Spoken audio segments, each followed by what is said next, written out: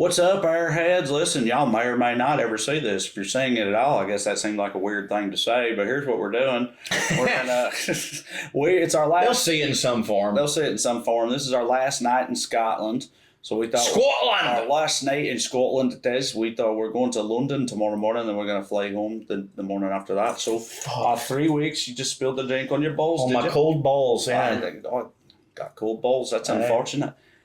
We thought, we'd try to get some thoughts down and give you the sort of rundown of the experience. And if we feel at the end of this that it ends up hitting, then we're going to release it to you. And ideally, you will forgive the differences in format, as we say. And quality. And quality, audio and audio video quality. You'll forgive the differences there in exchange for the offset in the sort of novelty of the experience. So that's kind of what we're thinking. So we'll obviously producer Russ not here. It's just the two of us in our hotel room in Scotland in Edinburgh, just doing this for you, and hopefully it hits. So, Aye. So I've had a wonderful time. I've mentioned to you several times in like the past couple days that like we were in London 3 weeks ago doing stand up, and that both feels like yesterday and it feels like it was a year ago. And I think it's like because 3 weeks over here, you're experiencing so many different things. We've been to different, countries. We've been to different cities. And it's just all sort of, it just feels like I'm in a completely different world. Just setting the stage for everybody. When he says we've been to different countries, we have and we have not. We've been to England and Scotland. Right. Who very much consider themselves separate countries, you can tell after having been here for a while. But they're all technically part of the United Kingdom, which is one country on the global stage. So it's two countries, but also it's the same country, whatever. Scotland, we met a lot of Scots who've told us Scotland will be independent and it won't be long. There's like a referendum coming up, isn't there? No, they don't have one set yet, but the way Is that what it's called, a referendum? Yeah. They had a referendum on it like 8 years ago or something like that and barely stayed in the UK. Like it was like 52 to 48 or something like that for them to stay in the UK. And then everybody we've talked to has said and since then, it's been a lot of bullshit with Brexit and the pandemic and Boris Johnson and all that. And they're like, so we've been kind of busy with things not hitting, but once we can get another referendum on the books, they've all been saying to us, like, I guarantee you right now, we're going to be our own country before long. So, good for them. How do you think that's going to shake out? Like, do you think it'll be a clean cut? Well, they want to be back. They want to be back in the EU, right? Like they never wanted to be part of Brexit. They didn't want to leave the EU in the first place. So they want to be back in the EU. So I don't know. I think what's England going to do? I feel like we're in They can't go to war. Right, I say we're in a very different time now than the way things used to work. And I feel like if they have a referendum and the people of Scotland are like, yeah, we're done with y'all.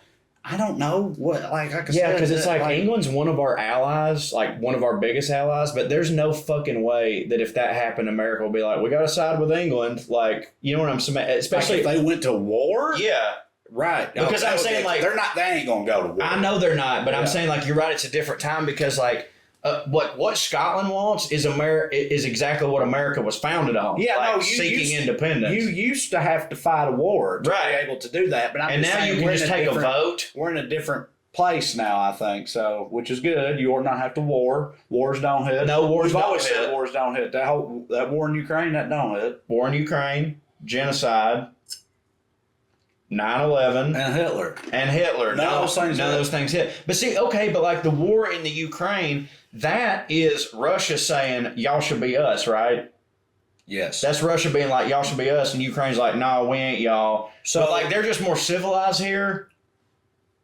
I mean, yeah, dude, what Russia's doing is some serious warlord bullshit. That's kind of that's the reason the whole world is against them right now is because I feel like... we don't do this no more. They're not brown. They don't have oil. I feel like everybody else in the world is kind of like, we don't do that no more. Right. Like that used to be a thing you did, going and warring with people to conquer them. Listen, we live in a civilized country. What you need to do is wait till someone who looks like they're from over there bombs a federal building and then claim that it was them and then go in there and fuck them up and give them democracy and then be like, oops, guess it wasn't them.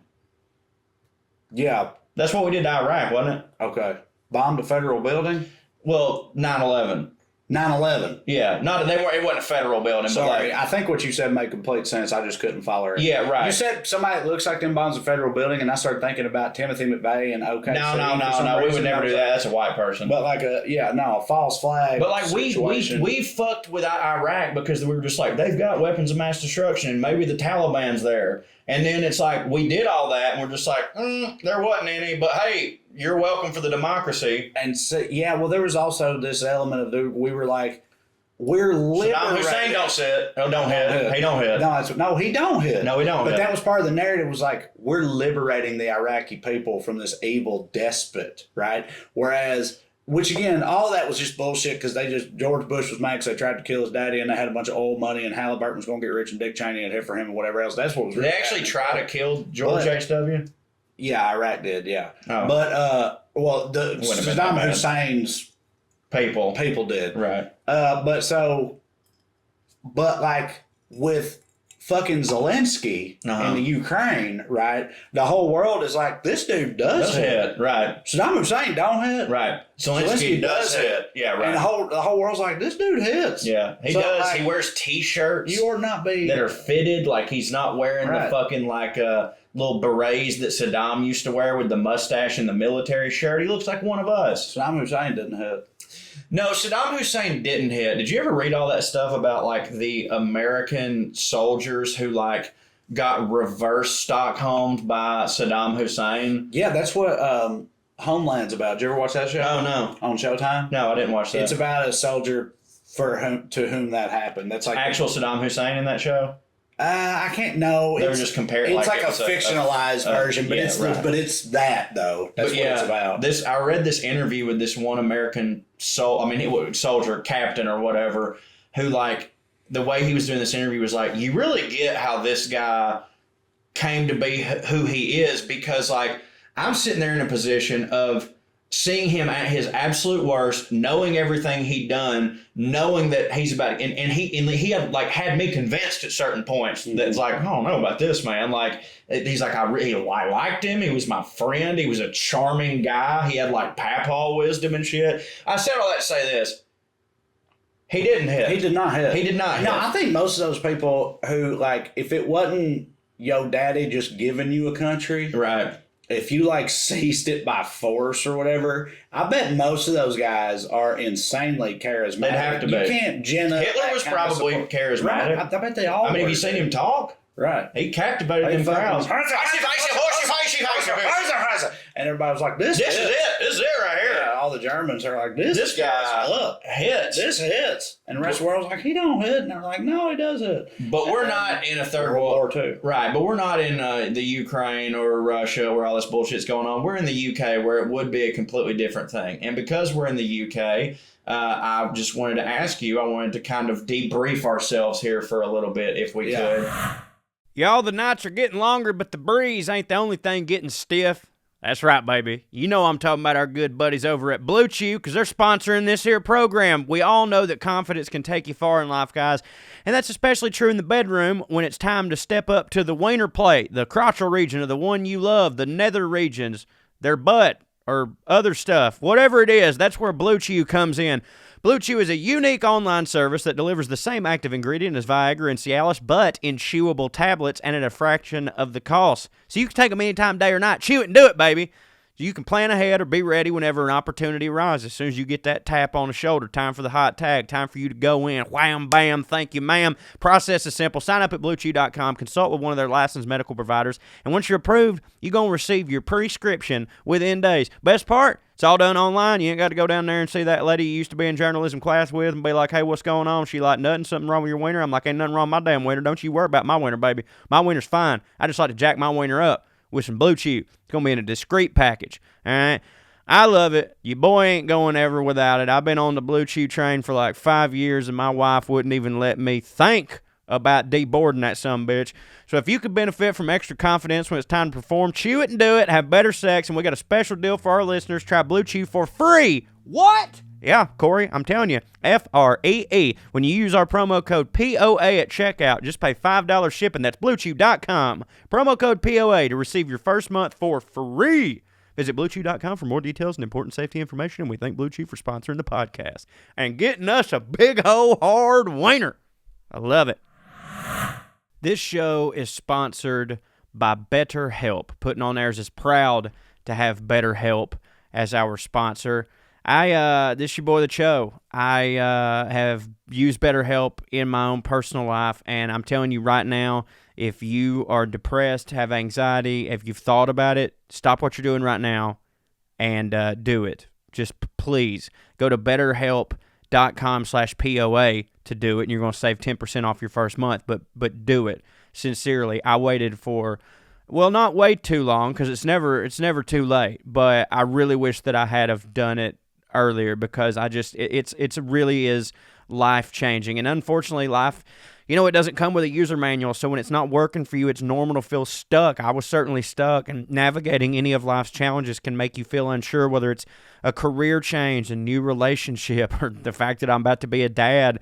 Therapists are trained to help you figure out the cause of challenging emotions and learn productive coping skills, which makes therapy the closest thing to a guided tour of the complex engine called you. Seriously, guys, I'm on medication as well, but without the therapy, I don't even think the medication would have worked as well. The coping skills have just made every decision I make now, my instinct is to do the right thing, where used to it was not at all.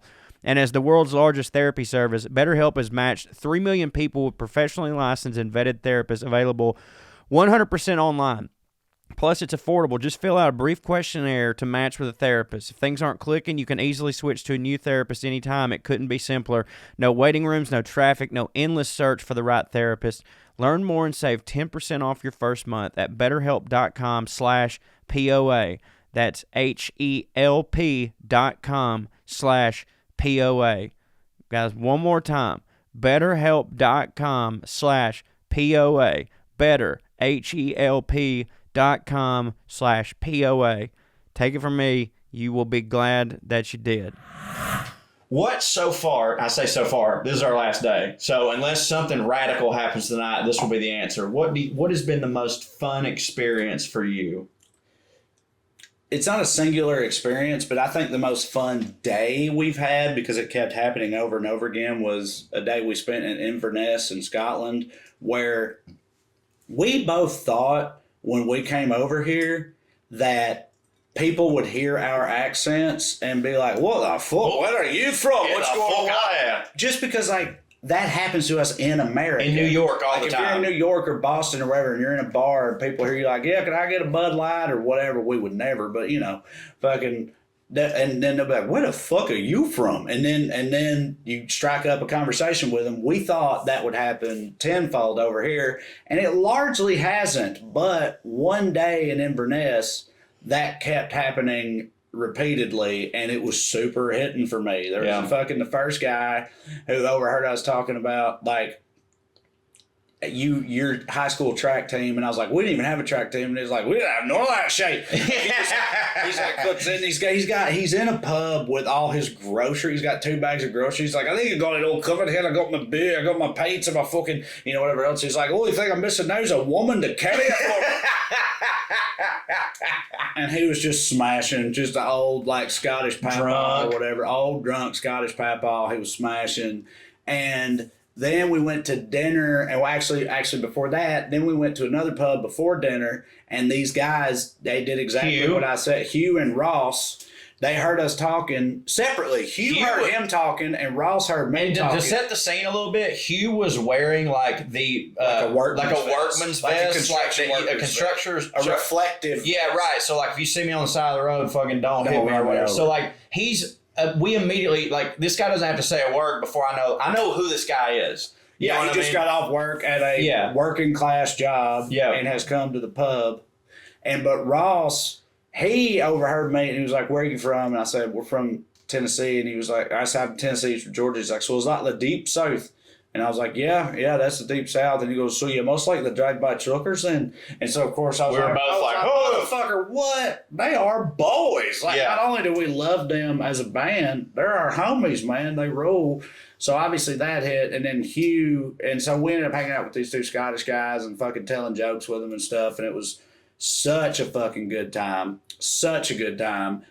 And then we went to dinner, and at dinner, and I posted. Man, that was on the same day, wasn't it? That's what I'm saying. God, that's my point. Yeah, that's why like that one day was my favorite single day. That seems like so many different days because of how hard it hit. Because of all the shit that happened on the same day. We went to dinner, and while we were at dinner, this lassie was walking back from the loo and was like, she was walking by and she heard us talking. She was like, "Where the fuck are you from?" You know, and she was like, or no, she actually walks up. She goes, "You're fucking Yanks, aren't you?" And we were like, you know, of course, because we're from the South. We were like, we were like, well, yes, we are Americans, but Yank is not the preferred name. She's like, "You're fucking Yanks," and we're like, "Yeah, we're fucking Yanks. That's fine." And then she was like, "I fucking love the way you talk. Like it's like watching a fucking movie, isn't it? It's like a Hollywood movie hearing you guys speak. It's like, hey. Giddy up, motherfucker. I say it is. I love it. You know, I've never been more attracted to a woman that wasn't my wife. Her name was Rona McDonald. Rona McDonald. Which we didn't realize until later. It sounds almost like Ronald McDonald, but it's like, no, Rona McDonald from Nairn. She was from Nairn. And then she like drug us over to her friend at the bar and was just like, fucking listen to these Yanks. I mean, fucking talk, you know. And and it was just wonderful. Because yeah, again, we thought that thing would happen every day we were here, and it has not, but it happened multiple times in that one day, which is why that one day is my single favorite day, I think. If you're talking about singular experience, are we discounting us doing stand-up? We have to discount it, but I would like to talk about that after this. Yeah, but yes, we can't count that because, like, I mean, that's a corked bat situation.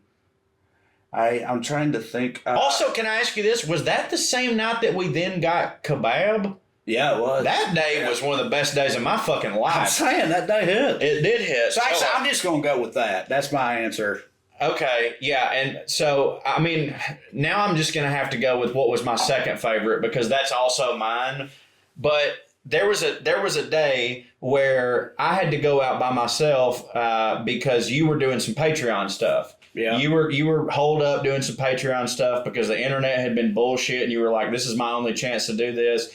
And I was like, oh man, I feel bad, but like I don't want to sit here with you. I want to go out and I mean, I told you. And you said, direct quote, you go, I mean, if that's what you want to do, but I'd rather you sit here and that's not even a little and just be miserable with me. I don't want you to have a good time. I was dying for him to leave. While I don't hit, you should not hit. I wanted him to leave. I wanted him gone. Prefer if I'm not hitting for you to not hit. So after I convinced him, I was like, you're being really selfish here, bro. Like you're being fucking selfish. Was dying for him to leave and leave me alone there. That's what I want some alone. Get your first yank on the trip, did you? Perhaps a yanking a wanking yank. So I went out that night and I didn't have any plans. Well, that's not true. I had one plan. I went to see a Shakespeare play in the Round, which was nice. It was The War of the Roses. I super enjoyed it. But unfortunately, I almost passed out during it because we had like such a full day. And I made the mistake of, I hadn't drank all day. And I made the mistake of right before the show, not realizing you can't just like get up and get drinks during the show, because why wouldn't I think that? I had 2 ciders at a bar, and 2 ciders and then stopping and then going into a place that's dimly lit where you're supposed to be quiet, to me is a recipe for the nods. But I fucking enjoyed it. It was absolutely tremendous. I got to, I've read Shakespeare my whole life and you've seen the movies, but I actually got to see it at his own theater company, which was like, very tremendous. Everybody was wonderful. Everybody there was like super respectful. Like there was no, I don't know, man. Like I'm just like in America in that same situation, I feel like there would have been somebody talking shit or something, but everybody was very respectful. I wore a nice jacket. I really fit in. I had a blast. And then after that, I decided, well, Trae's still doing his thing. I'm going to go to this pub that we stopped at to have one beer called the Garrick Inn. 1406. 1406 is when this bar was established, and the interior of the front square of the pub is still how it was in 1406. They've since built onto the back. But what's funny is, like, remember we talked to that guy, he's like, no, this was all remodeled. It might have been in the 1700s. Right. You know what I'm saying? Yeah. But like, this is just an old ass place. And like the kind of the space that we're in doing this video, it's not much bigger than that. No, Like, yeah, it's very tiny. It's super tiny. And it's a really good spot if you're someone. But you know, they was all little back then. That they were all little back then. They You were could little fit. fuckers. You could They fit. were wee. Yeah, you could fit 50 wee homunculi in there In there, back in the for day, sure. which what they all were. Absolutely. So I sat there and again expecting like what we'd said the whole time of like I'm surely people are going to start talking to me. I would like kind of try to order my beer a little loud just so that maybe somebody would say something.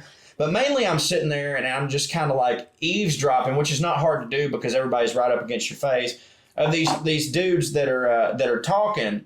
And God damn it, I really wish I could remember. Oh, it was the Jubilee.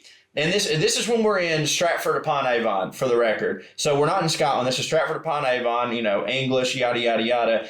They started talking about the Jubilee, and I was like, okay. And the guy that's leading the conversation is like striped, button-down shirt, tucked in. Like, if we were in America, I definitely would think he was like a Bitcoin bro, if that paints the picture for anybody.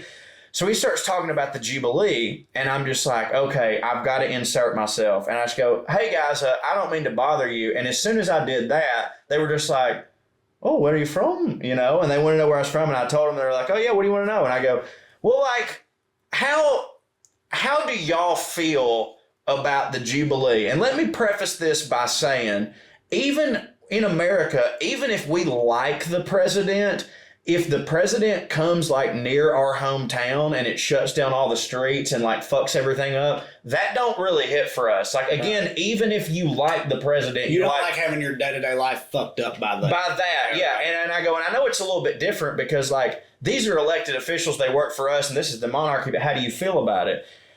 And so this dude starts going in about how, like, he goes, oh, no, I think it's great. You know, he's like, and I'm not going to try to do his accent because the only reason is because we've been doing Scottish for the past 2 weeks and I can't go back into it anymore. Out of him, yeah. So he starts going by. He goes, you know, regardless of how you feel about the Queen, and I think how you feel about the Queen either way is fine. And several of his buddies felt the complete opposite of him. He was like, it's still 70 years, isn't it? He goes, I mean, that's kind of crazy. And I was like, no, that is crazy. He goes, so I don't know. I think it's kind of wild. And like, yeah, obviously she's had a privileged life and all this shit. But like, I don't know, man. Like, she has done a lot of service for the country and all this stuff. And then he brought up a point that I have never once considered until this moment. And then I told you, and I'll be honest with you, I was expecting you to be like, yeah, no shit. No, I never thought about it. And he goes, I wanted to talk about this too because it's a good point. Yeah, seems to me. Yeah, and he goes like, it's true that they live a life of complete opulence and have really done nothing but be born in the right family to do it. He goes, but like,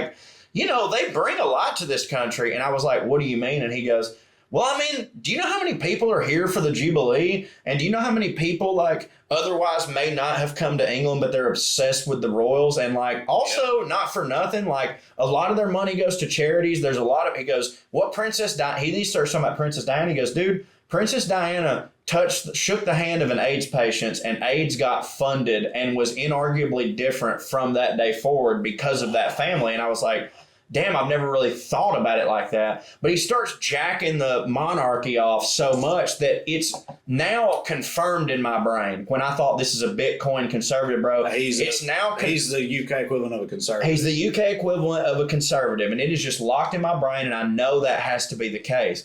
And then we talk, and they buy me a pint, and then, of course, I turn around and buy them a pint because over here... That's a thing. That's a thing. Round culture. Round culture. Not that, like, in America, if someone bought you a drink... People buy rounds, but over here, it's like, it's more formalized. Right. It's like you go out, somebody's getting the first round, then the next person gets the second round. Yeah, right. And you have to buy, like, the same amount of rounds. If you don't, you're a prick. So if everybody buys a round. Yeah, if 3 dudes went out to a bar... they wouldn't be having 2 drinks because they'd have to get 3 drinks because the other guy has to pay for the drink. Got to get the round in, yeah. So they buy me, and this was like established in my brain, especially because I told them, I go, let me buy y'all a round, and they were like, okay, all right, whatever. And so, well, no.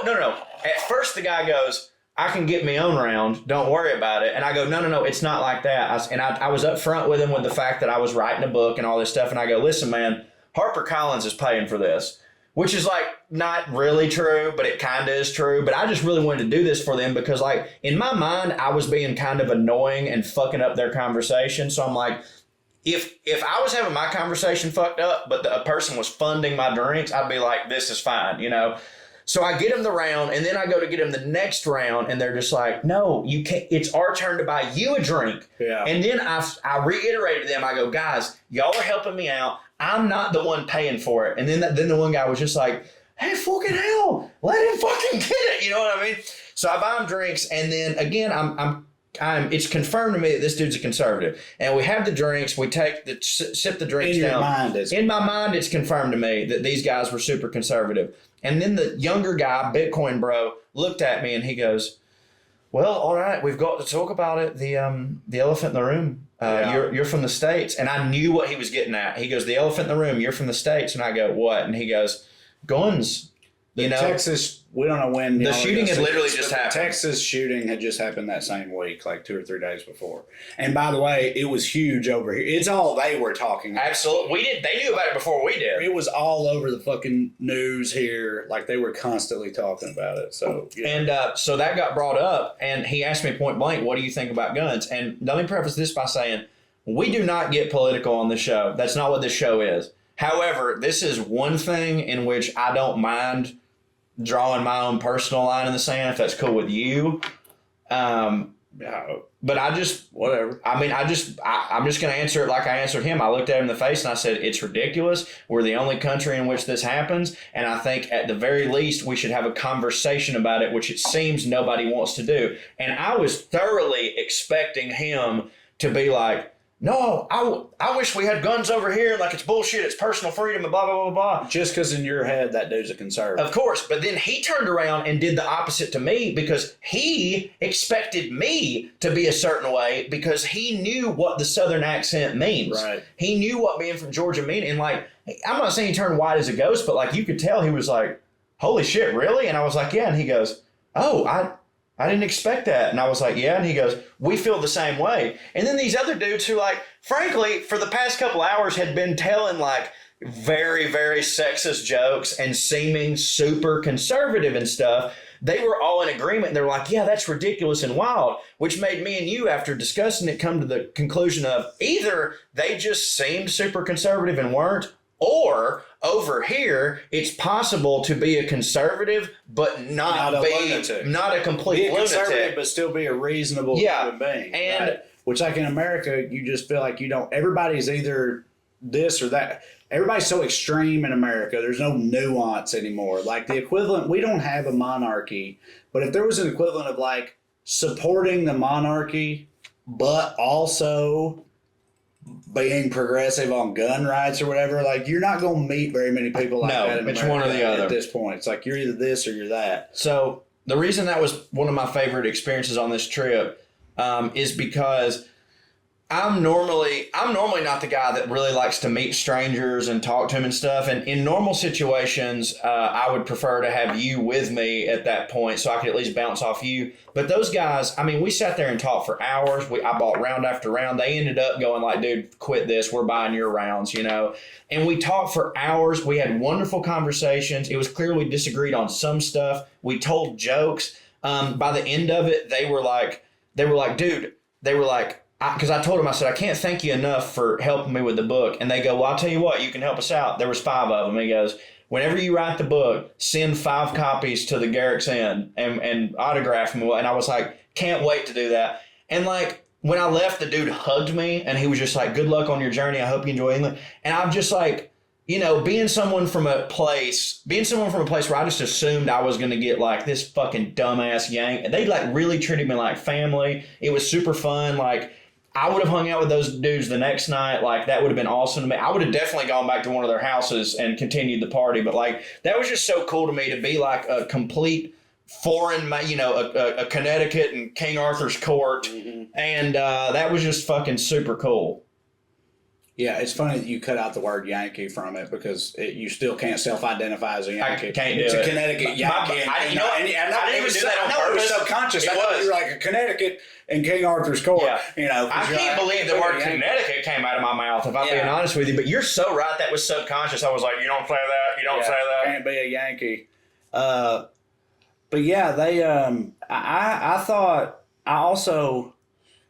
the whole thing with Scotland and England has been wild because, like, I knew before I came over here, I was like, yeah, Scots, they don't like England at all. Should we fill up our wine? They don't want to be, we don't have, yeah. Yeah, keep talking. We've got enough for a little bit. There you go. Just so y'all aren't let down, before that, this was vodka. It wasn't water. I'm just going to drink vodka, I guess. There you go. Okay. Well, I mean, you can have some. No, I wish I got that much. It's okay. Right. What were you saying about England and Scotland? I knew that there was animosity between them before we came over here. I was expecting Scots to, like, be very public with it. very, very openly antagonistic towards the English. That's what I thought was going to happen. And frankly, I was looking forward to it. Yeah, me too. But they have been, but not really. And I've gotten the impression, and we've talked about this already, but not here, that I've gotten the impression that I really think that they don't want to do it in front of Americans. Right. And probably not just Americans, but I bet like if they're we were putting on French, airs in a way. if we were French or something, it just seems like they almost feel like, well, this is we're going to keep this in-house. Right. Like this, we're not going to just air our dirty laundry, because most of the Scots we've talked to have said, like, yeah, we want to be independent. We don't want to be part of England, but, we love the English. They're great. Like, and I thought they would be like, they're fucking cunts, a lot of them. That's what I thought would be happening, but it's not happening. And it's also funny that, like, and you see this in the South, too. It's like the South is antagonistic with the North / the rest of the country. And vice versa, by the way. They're pretty antagonistic towards us, too. But, like, what was I going to say? Oh, they also, on top of that, like in the South, you'll be like, Tennesseans will talk shit about Alabama or whatever. Oh, yeah. Even though they're both part of the South. They'll be like, yeah, well, they're dumbasses. They don't. Yeah, right. And they'd be doing that. And they also do that. Like so there's the Scottish Highlands and the Scottish Lowlands. There's also in the Lowlands, in the Central Belt, they call it, there's Glasgow and Edinburgh, which are the two primary cities. Well, those two cities, they don't hit for each other. No, they don't. They're like the North and South. They make fun of each other, while also agreeing that the English don't hit. Yeah, right. Like, the English don't hit for us, but also, just so you know, you don't hit for us either. Like, you only hit for us if we're talking about the English, how much they don't hit, but outside of that, we're talking about each other, you don't hit either. Yeah. We got told this, apparently one of the cliches is, you'll have more fun at a Glasgow stabbing than at an Edinburgh wedding. Yeah. Because Glasgow, they think people from Edinburgh are stuck up, pretentious, they're the educated elite. They're like up there on ass types, and then from Glasgow, and then everybody from Edinburgh thinks that people from Glasgow are just fucking trash, stupid trash, party in the street, pulling their tits out. Right. Yeah.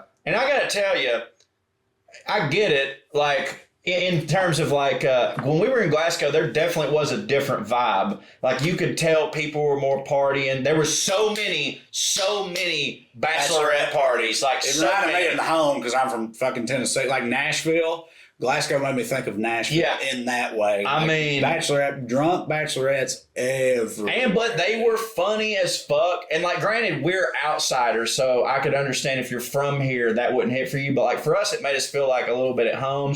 One bachelorette we were sitting on a patio of this bar. She walked by and she's like, "Hey, do you smoke?" Yeah. And you're like, "Cigarettes? No, I don't smoke cigarettes." She's like, "Hey, I fuck." And she like stomped off with the rest of her girls, It was funny. It was great. Glasgow's also, like, we watched the football match in Glasgow. No. Was that Edinburgh? No, I'm glad you brought that up. Inverness? I'm glad you brought that up, because I wanted to talk about that too. We knew that Scotland were playing the Ukraine in football in a World Cup qualifier. A World Cup big qualifying shit. match, so a big deal. And we were in Scotland for it, and we were like, dude, this is going to be sweet. We found a sports bar in Inverness filled with Scots dressed up in like wearing huge sports bar, by the way, wearing their like Scottish jerseys and stuff like that. And like, we were like, yeah, this is about to be lit. And they also, all the ones we talked about were like very aware that the whole world was going to be rooting against them because they were playing Ukraine, but they were like, but fuck it. Like, my favorite quote of the night, and this is like a 19-year-old. I think that's important, because like over there, like, we've seen so many drunk children and this fucking 19-year-old sitting there at the table in his Scottish uniform, and he just looks up and he goes, they can have fuck them. They can have their bloody freedom next week. Yeah.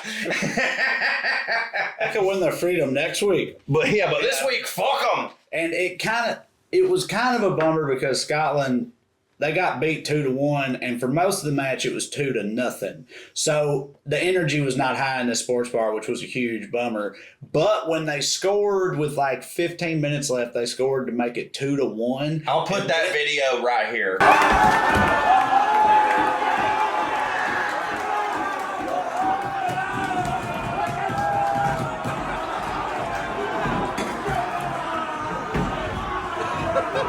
Oh, yeah, that's a goal. Yeah, baby! Yeah, baby! Yeah! When they did that, they lost their fucking minds, dude. Started breaking glasses. Just literally throwing glasses, just spiking glasses. Huzzah! Or a guy jumped on the fucking table and started shoving his chair into the fucking rafters and shit. The paneling above him on destroyed all of it. Just bright and like you could tell, no one was coming. We said there was no security. Like in America, we're crazy about football, American football stuff. We think, but like in American sports bar. If somebody started doing shit like that, like in a Knoxville sports bar, if Tennessee scored on Alabama to make it a one-score game, if people started breaking shit, security would come over there and be like, "Hey, you gotta get the fuck out of here." Yeah. But in this sports bar, they were just like, "Hey, what are you gonna do? A lot of these are fired up. What are you gonna do?" And yeah, man, they were fucking like, it's wild because I feel like people think about sports fans and they're like, oh, they're dumb lunatics, right? And they think about Americans and they're like, they are dumb lunatics.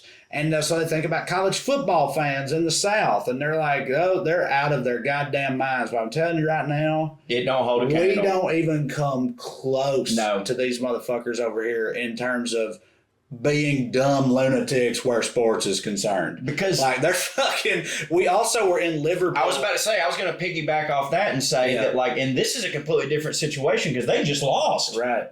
To us, they had just lost. Yeah, right. So Liverpool played in the Champions Final, which is like, that's like the European Championship of soccer / football. And Liverpool had just played Real Madrid and they lost. They lost that game. They lost like the championship. We were in Liverpool the next day and they had a massive fuck off parade because they had won like 2 domestic cups, even though they lost that one. But Corey, and that's when it was scheduled. But Corey was like, dude, it feels like if Cincinnati had a huge parade after they lost the Super Bowl, you know what I mean? Yeah, like if they'd been like, and they were all drunk and fucking all decked out and all their they had red smoke all in there, like, and they're all just screaming and singing songs, walking down the street and stuff. And in my head, I'm like, dude, y'all got beat last night. Yeah, this is the way that I have to put it. But they won other things. This is how it's like winning a division championship or the SEC. That's what I was going to say. No, what I was going to say is like if you want to go straight with the Bengals, it would be like if the Bengals, because they won the AFC Championship. So the Bengals win the AFC Championship, and they're like, okay, we're going to have a parade for the AFC Championship, but we're going to hold it after the Super Bowl. Well, which makes sense because the idea is we're going to win that too. We're going to win that too. So if they do that, I promise you, in America, that parade would not be hype. I've literally seen American football teams get made fun of for like the Indianapolis Colts, I think, have like hung up like division championship banners and stuff and got roasted to no end because in America it's like you either win it all or you don't win anything. Like right. if you it was like it seemed to us as stupid Americans, it seemed to us as though it was the equivalent of like they had won the division championship and the conference championship, but lost the ultimate championship and still had a massive parade where they were all losing their fucking minds, blowing horns, drunk in the street. The horns, they would not stop with the horns. They all had cases of beer over their shoulder. And again, if Budweiser mostly, which I felt like was because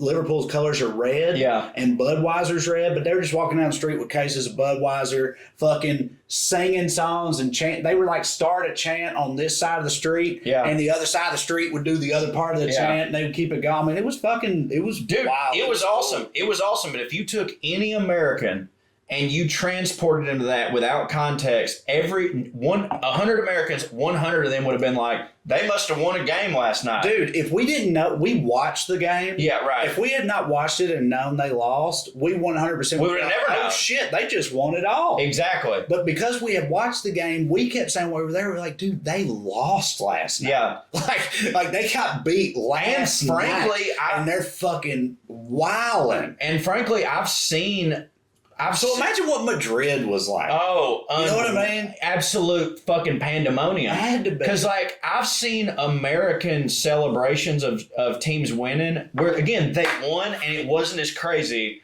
as these motherfuckers having just lost. Like, I've never seen anything like it in my life. It's just, I guess they can compartmentalize those two things, you know. But, dude, it was fucking nuts. And, I mean, it was fun. I don't know if I'd want, like here in American football, you will have smashing glass all over the street. By the way, yeah. Well, I want to talk about that. But in cities where you got a good fandom and a good following for a team that's got a lot of support, you will. Like I bet you the Bengals in Cincinnati. I bet you when they landed in Cincinnati, there was a contingent of Bengals fans there to say, "Hey, we love you. We love you. Good run. Good guys. Good job, guys." But it's a very consolation prize type of feeling. It's not somber. It's not the whole city throwing a goddamn party. Right. Of course not. It's like a collection of diehards being like, "We love you, lads. Yeah. Keep Get it up up next year. Next year, Burrow, Joey B.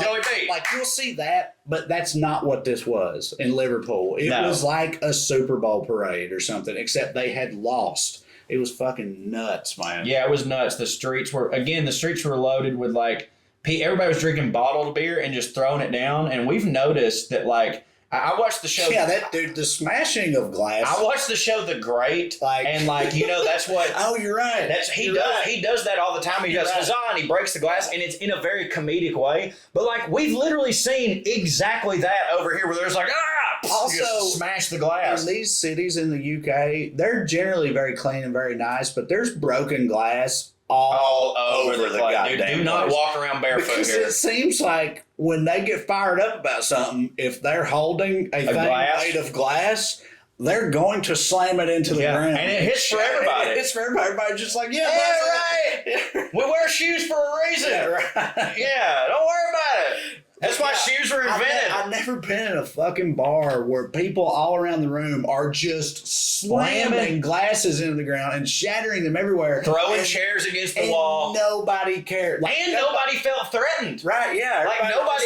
everybody would just do that. Yeah. Well, me and you were sitting there like, fucking what the fuck? Yeah, right. But everybody was just like, no, it's just what we do. They're just fucking hurling glasses. Because everybody's on the same team because it's a country thing. Right. You know what I mean? If me and you'd been sitting there in Ukraine uniforms, our night might have been a little bit different. I don't know. So, yeah. I still think people over here would have been like, and we hit the war that's going on. I'm about to say Ukraine's a different example. For sure. If they were playing Italy or something. Yeah, or God forbid the United States. And we had walked, that's a much better and clearer analogy. If they'd been playing the U.S. and me and you were over here and fuck it, dude, we walked in there wearing American flags and stuff. We would have got killed. It would have been some shit. And the bar owner would have covered up our murders. It would have been some shit. You'd have never, they'd have just But the Ukraine, I don't think they'd do that because they wouldn't. Yeah. They wouldn't. Right. But yeah, man, Y'all, it's never too early to play holiday music. That's damn right, by the way. People make fun of me. I listen to that shit in July. And it's never too early to start thinking about gifts, whether it's for a friend or your friends in your pants. You can make this season to be jolly with Manscaped. Do your little drummer boy a favor and use the Lawnmower 4.0 to avoid another silent night in the bedroom. Oh my goodness. Then add Manscaped's top of the line shower products to have the people thinking, all I want for Christmas is you. Santa cares about his sack, and so should you. Look nice when you get naughty by going to manscaped.com and use code POA for free shipping and 20% off. Y'all, Manscaped has changed my life. Used to, my ball hair was either one of two things. It was either slick-ass bald or long as shit. I'd go so long in between cutting. And that's the weird thing about ball hair is it's like you're like, I just trimmed it. Now it's just like, pff, you know. But then I got the lawnmower, and it's a pleasure to shave my sack. It's all smooth and it don't hurt and it hits. And they've got the Smell Fresh crop preserver ball deodorant that y'all know I've gone on and on about. The stuff that makes your balls not smell like balls. Also the Crop Reviver ball toner, which can solve all your stank problems all day long. Once they touch your sack, you'll never go back. The Platinum Package 4.0 sitting under the tree is guaranteed to put anyone in the holiday spirit. And for the perfect stocking stuffer, add the brand new Body Buffer. Hey, I gotta do that. An incredible body scrubber that makes exfoliating easy and a lot cleaner than that old loofah. Men, we got to do that exfoliating stuff too. So get 20% off and free shipping with the code POA at manscaped.com. That's 20% off with free shipping at manscaped.com. Use the code POA. Manscaped, get your jingle balls ready for the holiday, baby. Listen, man, I know it sounds too good to be true, but I want you to just do me a favor and run on over to savewithconrad.com. Get yourself a quick quote. My man Andy M. just left us a 5-star review over at conradreviews.com.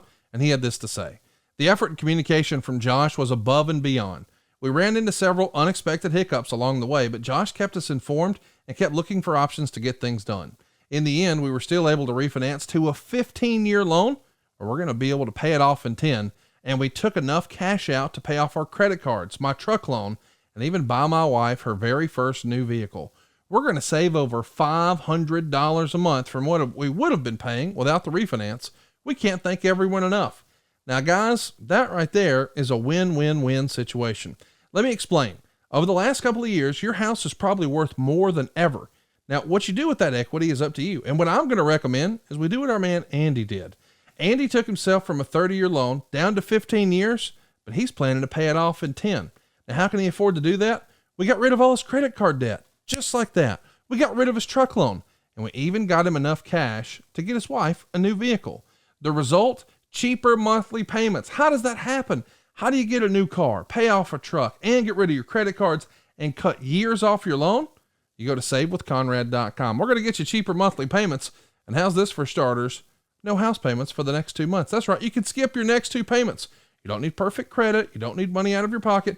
And buddy, if we can't help you save some cash, we won't waste your time. And here's the best part.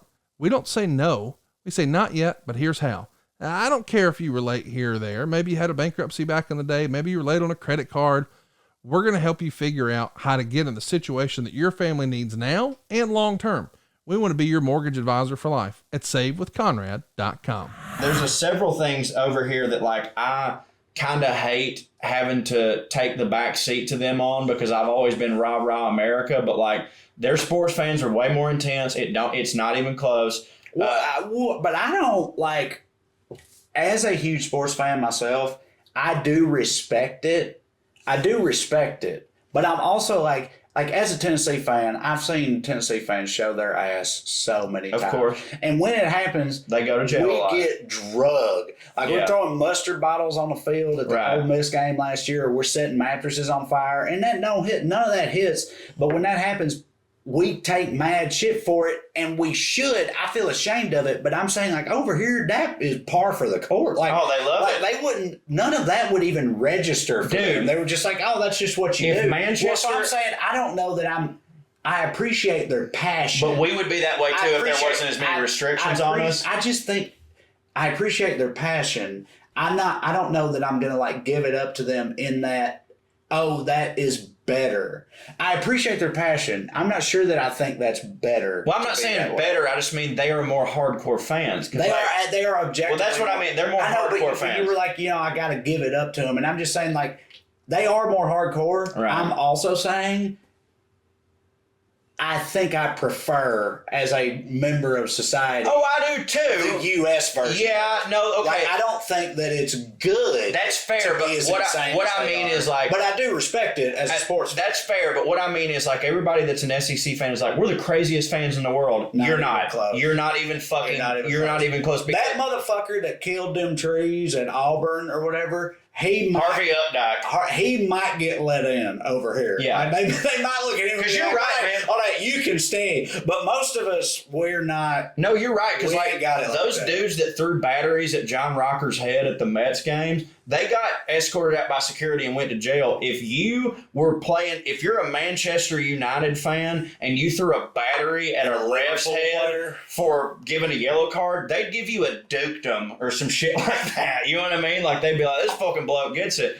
So, yeah, that was more intense. Another thing I think that they have us licked on, I don't know if we've talked about this, is chocolate and crisps. So there's a story. And just gas station food in general. Major caveat to that. You're right. But Major caveat. He was a hero in World War II. Yeah, that's a Catch-22 character. Major caveat. But I think it's kind of weird.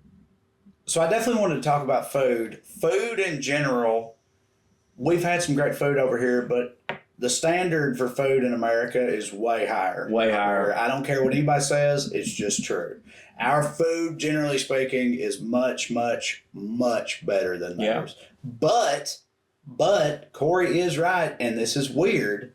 When it comes to like gas station shit, like chips, or as they call them, crisps, like bags of crisp, and candy bars and stuff like that, theirs are better than ours. Insanely better. Candy bars in particular, the chocolate is wild because I had read this before, but apparently what happened was Hershey's in America became a big thing, and it was a big thing because before that, chocolate was very expensive.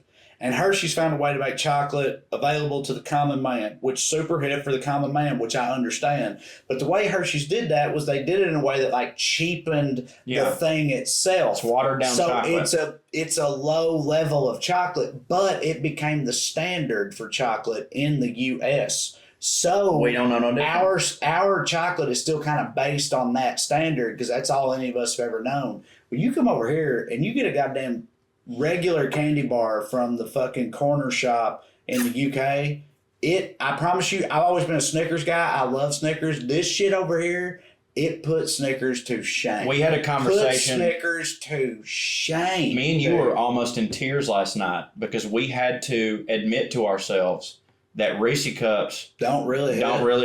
And I know. You're going to be emailing us at puttingonairs@gmail.com. Reese cups do hit, and we hear you, but they don't. They don't hit. I think that this is actually, you heard me sigh in bed last night because I had to understand that like the chocolate I've been used to my whole life really ain't it. I think in the long run, this is actually going to help me because when I'm back in the States, I don't know that I'm going to be able to take a bite of an American candy bar without going, man, this is bullshit. I agree with you about the crisp too. They have really, really good crisp. The flavors.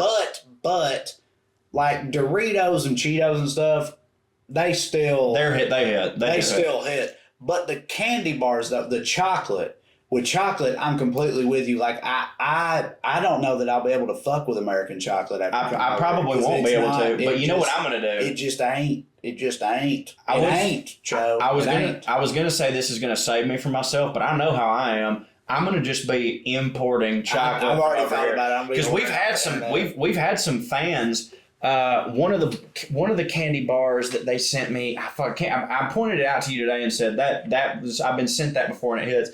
We had a fan one time send me a box of chocolates that was like, these are UK and there's some of these from Wales and yada, yada, yada. And I remember eating them and just being like, Jesus Christ, these are fucking great. But when that happened, in my brain, I was like, they have just like selected the top 3 things that hit over here and like they just happen to hit way harder. And then I come over here and every single candy that I get is just so much better. So like, I'm just going to have to be ordering them from like Amazon UK or I've something. already thought the same thing. It's like, I'm going to be ordering candy bars and importing them internationally. For the rest of your life. I think. Yeah, right. No, I agree. But again, that's so wild because we fat. Food in general, right? That is not true. What for that? Like we are better. We're better than them when it comes to food in general. Also, another thing, because I think it's fair to talk about some stuff that don't hit. Let me tell you right now. And apparently it's because of a law they have.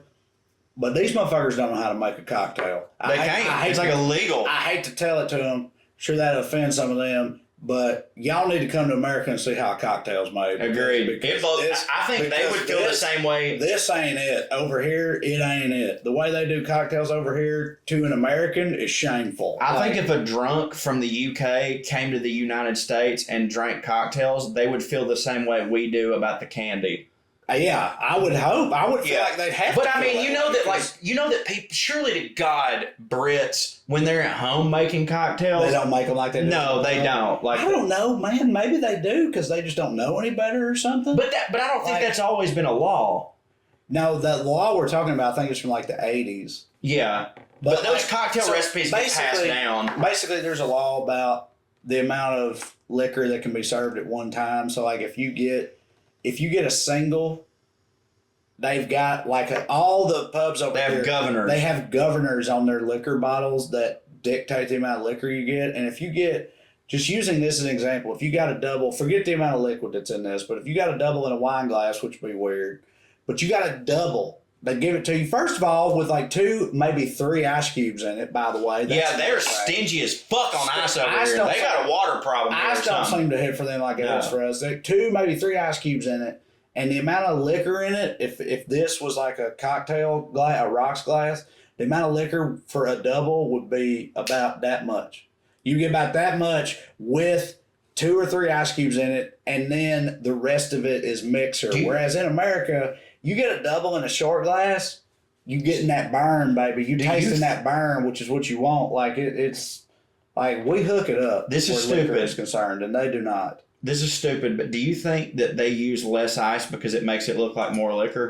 Actually, I don't think that's stupid at all. I think you're probably right about that. Yeah, because in America they put. I don't know. It might just be a side effect because again, they don't seem to be as into ice generally. Right. Like hotels over here don't have ice machines. You can get ice from the hotel, but you got to make a special request. It's a big deal to them. They're like, what? Okay. Right. Okay. Well, yeah, we can. Whereas in America, on every fucking level, you got an ice machine. Yeah, they don't seem to be as into ice. So, but no, I think what you said makes sense though. Right. Because dude, if it had no ice in it, if you had a glass like this and you got a double with no ice, I swear to God, it would be that much liquor. Right. And this much fucking cranberry juice or whatever you got. And it's just like, that ain't it.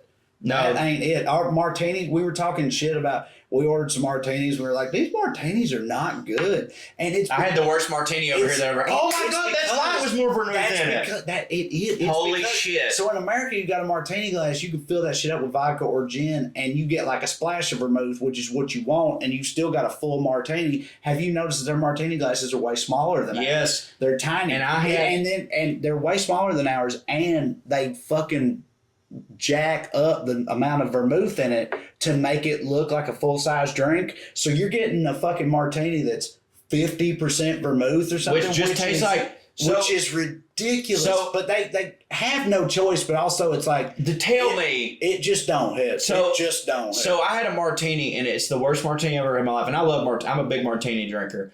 And they give me this martini. I go, I want to, I always go about martini, vodka martini, dirty. Because I'm like, I'm just like, hey, break your wrist on that. You know what I mean? Dirty.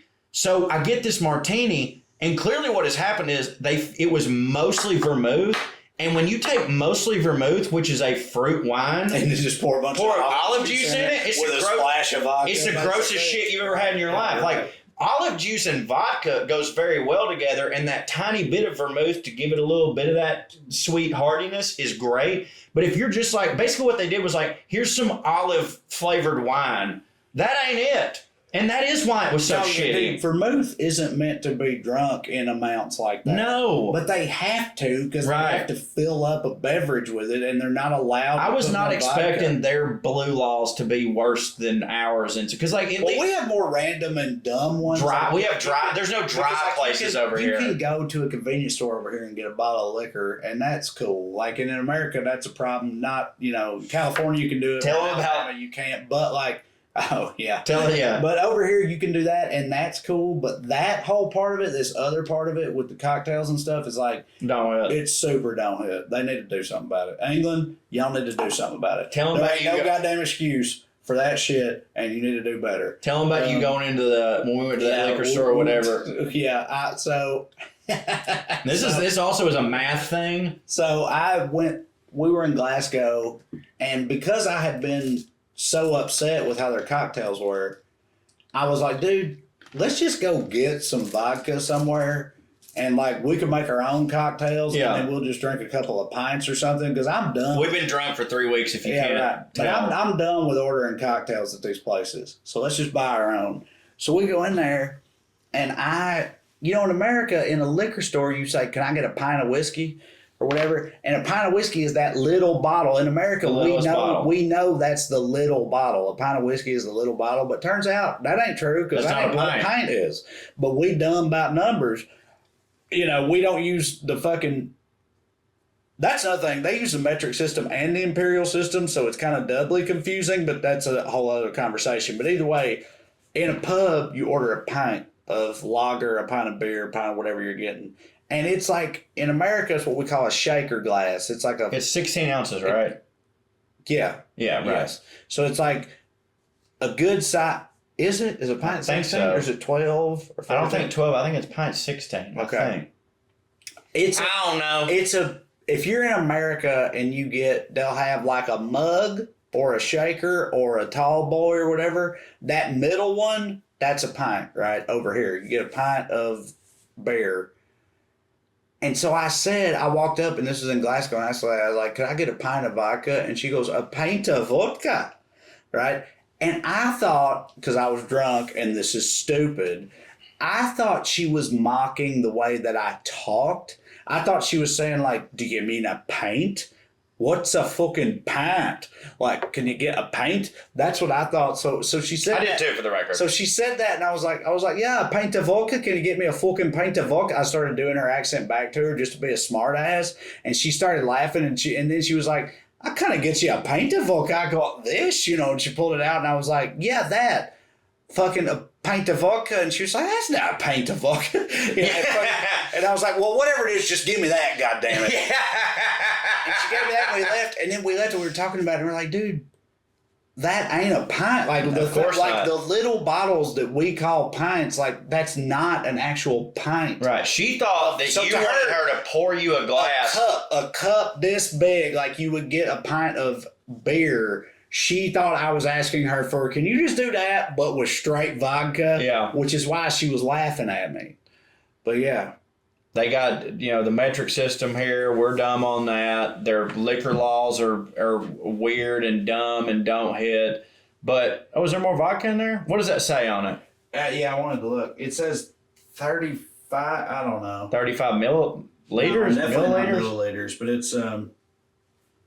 Either way, though. But no, I asked her, this is so funny, it says it's 13.1 UK units, which I guess means it's 13 drinks over here. Yeah. But either way, if I poured this whole thing in there, I don't know. I'm now sitting here thinking that would be a pint. She don't know what she's talking about, because I feel like if you took... No, because... I don't know, man. No, it's close. No, I think that would fill a pint. This is a pint. That's a pint. What the fuck was she on about that? I think it's just just don't it's call the nomenclature. Because because I asked, you order a pint. Because I asked for a pint, and she was like, I can get you a liter.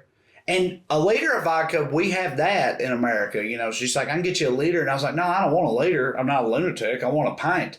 And she kept laughing about me asking for a pint. But yeah, I don't know, dude. I think if this was full and you poured it into like a pint glass. I think that would fill it up. Shit. Dude, fuck her. Well, goddamn, now I'm mad. Well, I don't know what happened. I'll tell you what. If you're mad about anything we've said or think we're wrong, you can email us at puttingonairs@gmail.com. Did you know that, Trae? Yeah, let's talk real quick about driving. Tell them about driving. Oh, my fucking God. All right. So let me explain something to you right now. Everybody in America who thinks you're Richard Petty is like, I'm a good driver. You go, oh, man, you just go over there and like, all you got to do is do the opposite. Everything's just on the left side of the road. Let me tell you something right now. Here's the deal. Yes, that is true. Yes, that is true. It is just the opposite, except for like the constant roundabouts, which we're only used to having one of those per city in America, and you know where it is, and most of us just avoid it. Aside from that, yes, you're right. It is just being on the left side of the road. But let me tell you something right now. I've been driving for, I'm 30, I'll be 35 this year, I've been driving for almost 20 years, which means that I've driven a certain way for 20 years. Well, all of your driving instincts, you think just do the opposite, but your brain does not work that way because so many times in driving, all your instincts are like in reverse. They're in reverse. So like if nothing bad happens and it's a clear road, it's like, of course you have time to think. But like when you're in a roundabout and there's shit going on, your brain tells you go right. Like, because you've been driving for 20 years, go right. And that is the complete opposite of what you're supposed to do. And not only that, how many fucking times, and it wasn't just me, and I'm so glad that it wasn't just me, because I was the first one that drove, and when I drove, like, you're on the left side, but, like, the curb is still on the left over here, and you're, like, I'm hitting it. I was up on the fucking bank of the road. You're like, used to having the curb be on the side that you're on, right.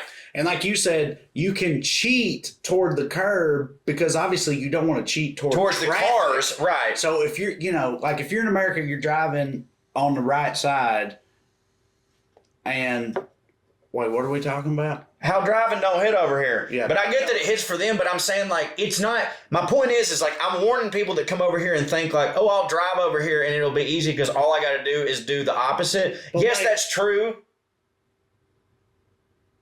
I'm not that drunk. Hold on. We drive on the right side. We do. And our wheel is on the left side. Yeah. They drive on the left side and the wheel's on the right side. That part isn't any different. But when we're... But it's not, though. It's not. With the curb is over here. That's true. But when you are driving in the... Actually, that is true. It is true.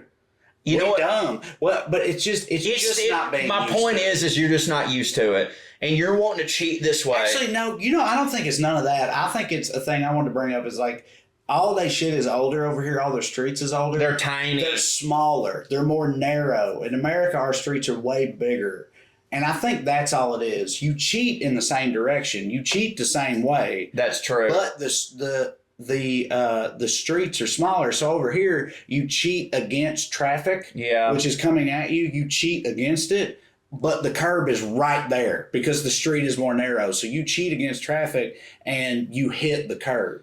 Okay, but when you are driving on the highway, a divided highway, right? Yeah, but we didn't do very much of that. No, but we did some of it. But like you're on the right side and like you're on the left side. I'm normally like I'm driving on the right side. And if I'm in the fast lane, that's the interior lane, right? And so me as a driver, I'm right here and I can see the yellow line. I know. So like, but you're right. But when I was on the curb, it was the opposite of that. Right. Dude, it's just that, again, you're just not used to it. You're not used to it. But we're talking, I've driven one way for 20 years. And then you get over here, and which is funny to me, that like, they just see your American license and just go, have fun. Yeah, you can have a car. Have fun. Do the opposite. But like, you're gonna pay us, right? You're gonna pay us. Yeah, you can have a car. You guys might want to get the insurance. Yeah. Just to let you know, which we should have because we definitely dinged the fuck out of that car. Well, we did get the insurance. I know we did, but I'm saying, did you see the car after we got through with it? We didn't fucking hit shit. We had scratches all along the side of it from where I hit the curb and stuff, and we hit that fucking barrel. You remember when we hit that barrel? We didn't do nothing to that car. That car. I saw it. Them shit was there already. Maybe. We didn't fucking run into no goddamn. We hit a barrel? Those barrels are tough. We didn't hit a barrel. I hit a barrel. What do you mean hit a barrel? Those big ass barrels. And knock it over. Yes, we did. No. You hit and knocked over a barrel? You did too. No, I didn't. Yes, you did. No, I hit a truck. But here's what happened. You did hit a truck. You hit the window of a truck. Just the rear view mirror, but when I say I hit it, it was literally like that. Yeah. That's what it was. No, I ran over a barrel. I looked at the mirror after we got out, and it was fine. I ran over a barrel. Dude, I'm not saying it was there before, but there was a big scrape on the side of the car, but we got the insurance, so who gives a shit? We didn't fuck it up that much, dude. I don't give a fuck if we did. We bought the insurance. But we did a good job, is all I'm saying. We did a pretty good job, yeah. But we did a pretty good job, but I was absolutely terrified the entire time. Like in America, I don't like driving. Like, it's not like that's a thing that I enjoy, but I'm so used to it that it's like, whatever. You know, if I'm driving a long way, I can just be like, whatever. No, 10 and 2 the whole time I was there, and it was just like this the whole time. So, are we doing this? Are we doing? And then, like, because we're so used to going right, we would go to make like a turn, and other cars would be coming, and it looked off to us, and we thought we were about to get a head-on collision like so many fucking times. Like, it didn't. I have to pee You want to keep talking? No, we've done an hour. We could be done. Yeah, y'all holler at us on. Well, we'll be back with Clearing On Airs. We will be back with Clearing Airs. But yeah, puttingonairs@gmail.com. Yeah, email us questions, concerned, all that stuff. And hey, like, subscribe, download, tell all your friends. If you enjoy this show, I bet you have a friend that would too. And please excuse us that this episode isn't the quality that you're used to. Producer Russ is not here, but we're doing our best, and we hope you've enjoyed this, and we love y'all very much. And thank you for allowing us to do this show. You're right. You would not have done that if I hadn't made you feel like you had to do that, but you definitely didn't have to do that. Do what? What you just did, because that's what Clearing Airs is for. You were right. Oh. You were right to just stand up and walk away. And I right. Anyway, 1, 2, 3, love y'all. 4, Bye. 1, 2, 3, 4. Royalty and rednecks are alike. They both like cutting and picking fights. Biscuits and baked beans where they don't belong. Sit on down with Corey and Trae and learn some fancy shit today. We'll laugh a little even when they're wrong. They'll take you to a magical place where if you call someone a cunt, nobody cares. They keep it debonair at Puttin' On Airs. Puttin' On Airs. Puttin' On Airs. Puttin' On Airs. What's up, Airheads? How goes it? It's your boy, Professor Cho. I'm sans Trae. I'm so sorry to disappoint y'all. He is sick as a dog. He wanted to be here with y'all, but he was like, I swear I'm just going to tough it out. And I was like, baby, listen, ain't nobody on earth needs you to get any sicker to read some lovely emails. I can handle it by myself. I will miss you, but I can handle it by myself. So y'all send him your well wishes, tweet at him and tell him, hey, baby, we hope you feel better. We've just been all out of sorts on Puttin' On Airs. We've been doing online episodes, and this week was a different episode. I swear to God, we're about to get back to normal. Your boy's got his plane ticket, flying out to Burbank, as you're hearing this after Thanksgiving, to film a regular batch of episodes. But I've had fun doing what we've been doing the past couple weeks. It's nice to switch it up every now and then, and checking on the comments as I do, yet I shouldn't do. It seems like y'all enjoyed it too, so it was really nice. We really appreciate the support. We are the best fans in the world because we know that y'all know that we have other stuff going on, and we try, and we try, and we try, and every now and then we just gotta, call an audible. Omaha, whatever.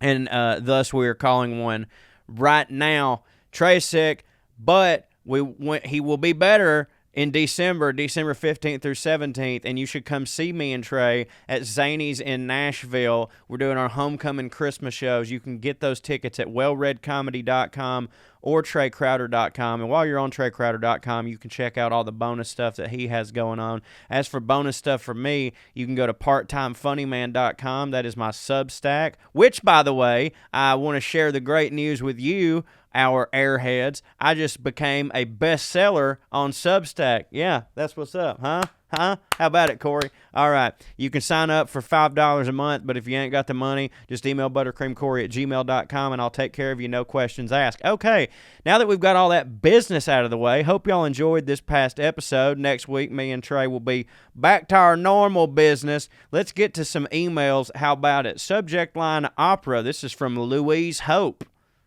If y'all are really opera curious, yeah, you know we are, I suggest going to see a live performance of almost anything by Gilbert and Sullivan. Technically, these are operetta, not opera, because the dialogue is spoken rather than sung, but it should ease you in gently, and they're in English, so you will know what's going on. I am offended that you think that we need to be eased into opera, Louise. You think we are our redneck brains, we don't have the palate to go full-bore fat lady wearing a Viking helmet, shattering glasses with her voice. We have to go to an operetta? Well, guess what? You're probably right. That's a good call. I appreciate you. All right. Let's see here. We got, oh, man, no doubt. Can't believe it. A super, super long one. But I'm going to read it because I love y'all. This is the subject. Oh, God, the next two are so long. We might only do three. I love so much that y'all send 19-paragraph emails. I really do. It's great. But it does mean that oftentimes we can't get to all of them. But I'm going to read a couple of these today. Subject line, bowling. This is from Lauren Coram. Hey y'all, first let me say I freaking love Puttin On Airs. It was recently introduced to me and I have literally listened to just about every episode in the short span of a few weeks. Needless to say, with all that listening to y'all's sweet southern draws, my southern accent that I have worked for years to tamper down is out in full force now. But I digress. Main point of this email was to suggest a topic for the Venn diagram segment and or for the history lesson. Bowling! I'm originally from Spartanburg, South Carolina, and have made my home for the last 18 years in Knoxville, Tennessee. Oh, there you go. Love Knoxville. My family and I went bowling last night, kind of on a whim, and we had a good time. Not to mention the people watching was off the chain. All sorts of folks in there, if you know what I'm saying. Yes, I do, especially if you're at the bowling alley I think that you were at. It made me start reminiscing about my school days in South Carolina and how bowling was kind of the thing to do for a while. It was even offered in my high school as a PE credit. God dang, you lucky sumbitch. And we got to go to the local bowling alley during school hours and dick around over there for a grade. Education, am I right?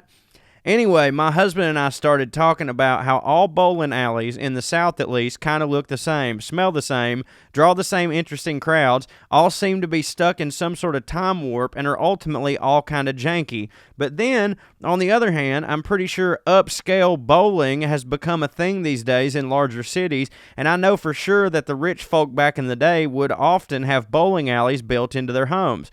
I'm curious on the history of bowling and how it went from being something only fancy people had access to now being something that you can you can go do under a black light for $2 a game and dollar Jello shots being sold behind the bar until 1 a.m. Just throwing that out there for y'all. Bowling kind of falls in the same category as golfing, yard games, and whatnot. Thanks for reading, and thanks for making me laugh on a regular basis. Hope to see y'all live one of these days. Sincerely, Lauren Coram.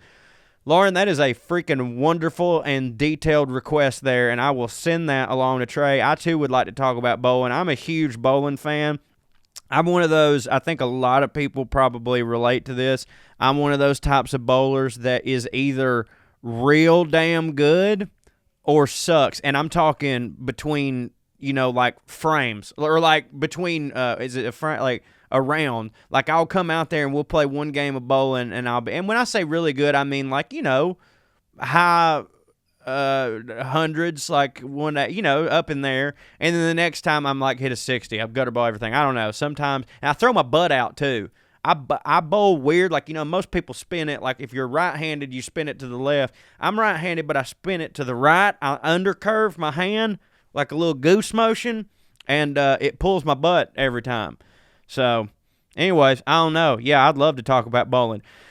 Subject line, Beverly Hills. This is from Amanda Montgomery. Hey, fellas, I just re-listened to the Beverly Hills episode because while I remembered that I had been very passionate about something while listening to it, life got in the way and I couldn't remember what it was.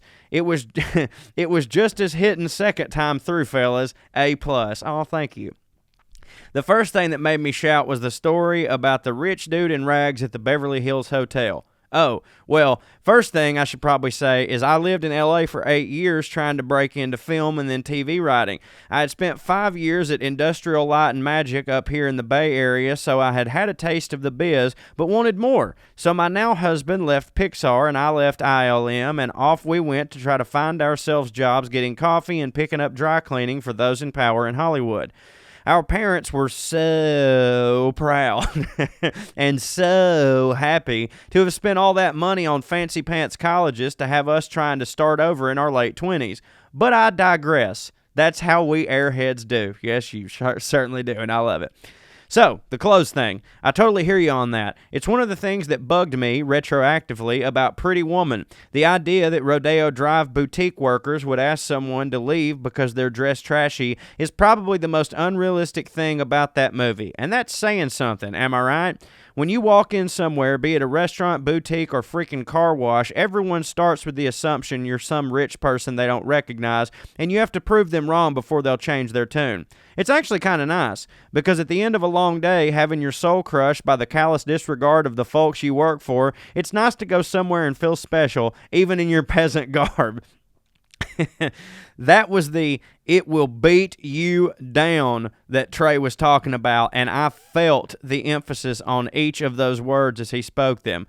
I very much appreciate that you recognize you entered the fray on a level most people never see. I know it's just as brutal on the self-esteem, but I've always assumed making some actual money while you're there must make it a little better. It definitely does. We wouldn't know. We tried breaking into TV writing in the exact moment in time when reality TV eliminated like half of the scripted network programming jobs and a good bit before there were 75,000 other channels and streaming places and the like where you could go to prove you had talent. Also, I don't have a dick, and that slowed me down getting meetings when the overwhelming percentage of writers were dudes who hired other dudes so they could dude together. You are a great writer, by the way. I remember being on a call with my boss once. Y'all know what when you talk to anyone in that town, there's at least one assistant on mute listening in, right? Taking notes and such. Yes, we do know that. It's very annoying. And the agent he was talking to about writers was like, oh man, you got to meet these two guys who are, oh wait, do you need any women right now? To which my boss said, nah, we're good. And the agent resumed waxing poetic about the genius of two dudes who just had to get hired on the show my boss produced. It wasn't meant to be for us, but man, oh man, I hope it works out great for y'all. Me too. Oh, and I know it wasn't meant to be because in the last few months before I got pregnant with our first kid, I had final round interviews with J.J. Abrams, Amy Sherman Palladino, and Shonda Rhimes to be their assistant and got none of the jobs, obviously. Oh, I'm sorry, that's a bummer. If that ain't a big neon sign telling me to head back to my own people, I don't know what is. So I had a baby and we left for friendlier skies. Well, there I've gone, being all wordy, and I still have things to say. I'll try to wrap it up quick. I'll try to wrap it up quick, she says, after 9 paragraphs. I love it.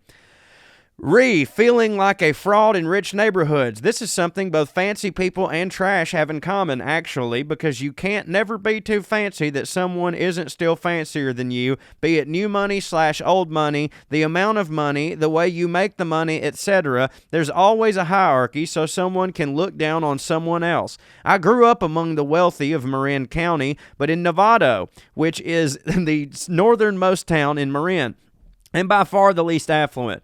We were the trash in the eyes of the kids from the towns closer to San Francisco. No names, but towns which sound like Shimmerburn and Schimmel Valley and Schmelvedere and Schmalz. Oh, I see what you're doing here. I'm an idiot. I'm so sorry that I didn't pick up on that joke. I was just happy that I could pronounce stuff. And were mocked and considered hicks and cowboys and stuff. To be fair, I did have a horse, but they didn't know that. Privileged asshats. There are parts of this country I've never even visited because I feel like I'd get arrested crossing the city lines. And I'm 50, goddammit. Living in L.A. Trae, I think you're doing it right in Burbank. We lived in Sherman Oaks and Studio City, and I hated the days when I had to go over the hill into L.A. proper to work. There's this desperation in the air on the south side of Mulholland that I found suffocating, and it was always a relief to cross back over that hill to get home to the Valley, where even rich and famous people live to avoid their peers. You'd see them around, but no one bothered them in the Valley, and it was kind of nice. One night I remember checking out at the grocery store at Coldwater in Ventura, and I looked behind me in line, and the tiny red-headed woman with a cart full of stuff she was buying herself was Reba McEntire, y'all. She gave me a big smile, and I smiled back, and we went out buying groceries. Crazy shit. And finally, Jesus. And finally, Burbank Airport rocks. It just does. LAX is a nightmare. My kid was born at the hospital in Burbank across from Disney, and we were able to call my mom when my water broke at 4 a.m., and she was there by 10 thanks to that airport and Southwest Airline. I always look forward to the stuff you're doing. They say laughter is good for the heart, so that makes it easy to love y'all. Amanda, a.k.a. Mama Montasaki, Mama Montasaki, and some of the other formats where I follow you. P.S.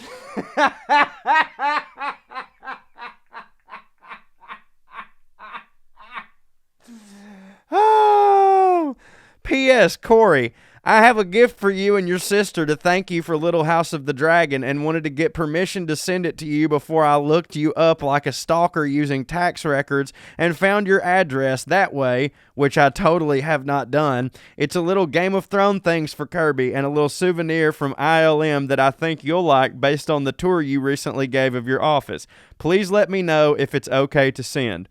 It is certainly... I feel like we fucking know each other now. Hell yeah, it's okay to send. You can come over for dinner, for the love of God. I love you. That was great.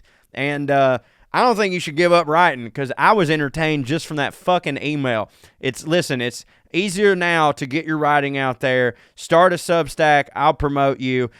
Do something. Zoom exists now. You can live wherever you want and go to the meetings, but that was lovely. I thank you. We do not have time for another email. You have taken up all the time, and I'm happy that you did because I enjoyed reading that correspondence, and I hope that we have many more in the future. Thank you guys so much for listening to Puttin On Airs or watching Puttin On Airs, but most importantly, for telling your friends about Puttin On Airs. We really appreciate it. We've noticed that we're getting a lot of new comments on old episodes on YouTube, and that could only come from you guys telling your friends about it and people discovering it for the first time, and that hits super hard for us. It's helping us get more sponsors, and it's helping us make this thing bigger, and if we can make this thing bigger, we won't have as many of these hiccups, such as like I'll have a studio here. Trae will fly out here every now and then, and we're working on merch right now, so stay tuned. We love y'all. We really do appreciate all the support. Go to patreon.com/Trae Crowder for Trae's bonus stuff. And again, parttimefunnyman.com for my bonus stuff. But if doing any of that is going to take away your support for this show, don't do it. Just support this show. Tell your friends. We love y'all. Leave us a 5-star review. Stay fancy, motherfuckers. Bye-bye.